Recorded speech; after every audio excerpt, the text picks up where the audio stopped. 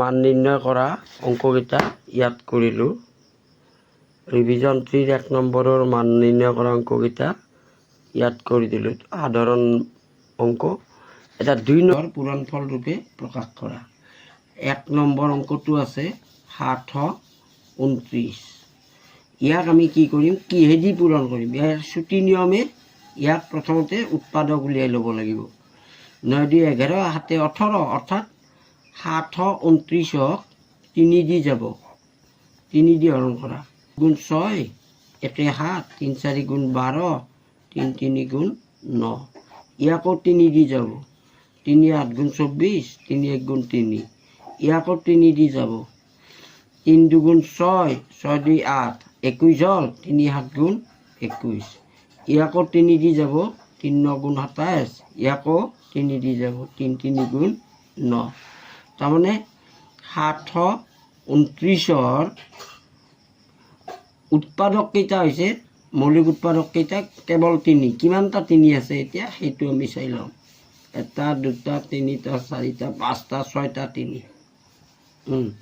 ফল এই 2 নম্বৰটো 3125। ইয়াৰো মৌলিক উৎপাদকবিলাক উলিয়াবলৈ চেষ্টা কৰা। চাবা 3125ৰ এককৰ ঘৰত 5 আছে, গতিকে ইয়াক 5 দি হৰণ যাব। 5 এটা মৌলিক সংখ্যা, 5 দি 3ত নাযায়, 1টো ল'ব লাগিব। 5 6 গুণ 30 বাকী 1, গতিকে 12 হ'ল। 5 2 গুণ 10 বাকী 2, গতিকে 25 হ'ল। 5 5 গুণ 25। আকৌ 5 দি 5 1 গুণ 5 5 1 6 5 2 গুণ 10 10 2 12 5 5 গুণ 25 আৰু 5 দি যাব।